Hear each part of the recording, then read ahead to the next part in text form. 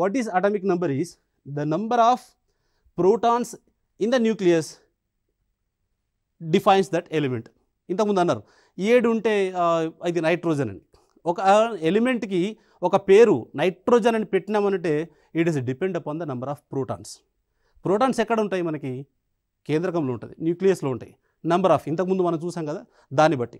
So ఒక్కసారిగా ఇవన్నీ అయిపోయిన తర్వాత మళ్ళీ మనం ఒకసారి ఆ 3 డైమెన్షన్ జామెట్రీలో ఈ నెంబర్ ఆఫ్ ఎలక్ట్రాన్స్ ఎక్కడ ఉన్నాయి, ప్రోటాన్స్ ఎక్కడ ఉన్నాయి మళ్ళీ ఒకసారి చెక్ చేద్దాం. సో ఇక్కడ అటామిక్ నెంబర్ అంటే మనం what we can decide that కేంద్రకంలో ఉన్నటువంటి ప్రోటాన్ల నంబర్. ఇట్లా జూమ్ చేసి చూసారు కదా ఇంతకుముందు, అవి ఎన్ని ఉన్నాయి, రైట్? ఆ ప్రోటాన్ల యొక్క నంబర్ని we can called as atomic number.